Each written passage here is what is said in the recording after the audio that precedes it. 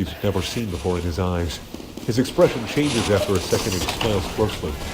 Oh, you slowly walk along the coast together, the sky turning a hazy shade of purple as you approach the overhang in which there is a dark cave underneath. Frank then turns to you with a slightly furrowed brow. This is a portal. I use it to get from one shitty dimension to the other. The one we're heading to is 4.4 million chromosomes away. Are you ready, faggot?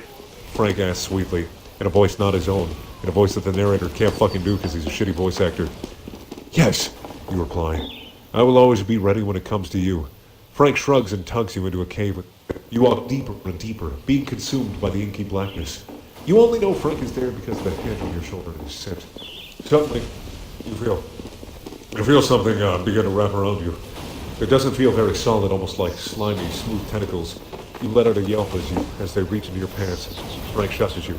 He whispers, It's all part of the process. Try not to squirm too much. Watching the feel the tentacles completely envelop your body. You feel nothing anymore, not the weird tentacles or smell. You begin to slightly panic. Your heart rate increases by tenfold and your breathing becomes irregular. But you don't move because Frank told you not to. Your head starts to swim with stars and you feel out of breath. Suddenly, there's something soft pushing against your head. The pressure gets increasingly harder until it gives and your body is pushed out of the void of nothing, almost as if you were a log of shit coming out of an asshole. Your back and your head slam against something's arm. You roll over and sit on your legs for a bit. You reach out your arm, feeling the space around you. Here's this real box. As you begin to stand up, two doors open and light eyes. When they adjust, you look up to the down. Welcome to my room. You smile brightly at him as he stretches out a grimy hand to help you up. Yours feels like a liquid fire as it comes into contact with his, and he pulls into his chest. You look around a bit in the messy room. You look behind you and you realize that you have the wardrobe. You turn back to Frank and notice that he's running through his efforts. Took a bit short of getting here than I thought you were. Frank whispers. You notice the pink muscle that is his tongue briefly flick out from between his lips. What's that supposed to mean, you ask, cocking your head to the side.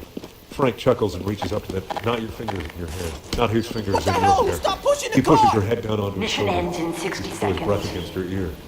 It means you didn't put up much of a fucking fight. You just took it as it was given you. Feel his tongue run up the side of your neck. What in the world? You think, refusing to say it out loud.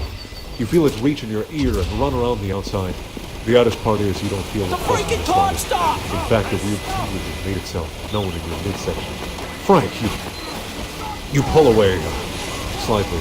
You grab your face. Mission ends in 30 seconds. The tongue that was previously at your ear is invading your mouth. It's not at all like the kiss you shared earlier, but it feels wonderful all the same.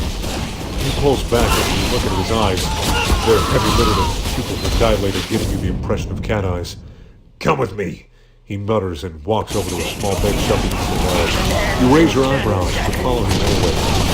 Frank then grabs you by the shoulders and pushes you onto the bed so you're facing the ceiling. You don't resist. He uses it as an opportunity to climb on top of you. His arms are on either side of your head. He leans down and crashes his lips against you yet again. You wrap your arms around his torso and kiss him back. Frank groans into the kiss before pulling back and undoing the buttons on his shirt. You follow his example and take yours off as well. Frank, what are we doing? You ask with a hint of hesitation.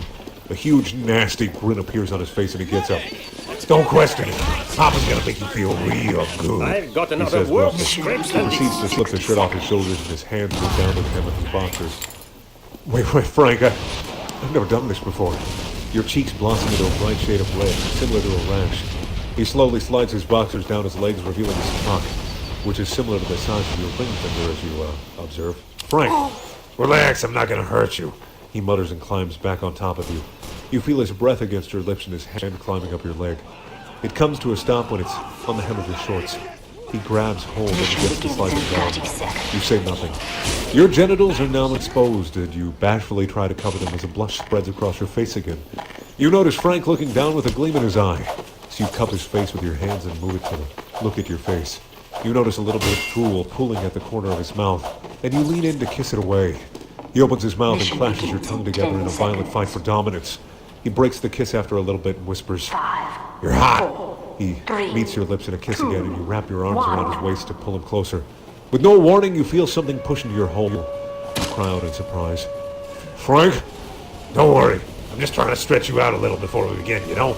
You feel now what you know to be a finger move inside you. He rests his head on your shoulder and moans. You're so fucking tight. You feel a delicious heat pooling in your nether regions, and he desperately clutches his back.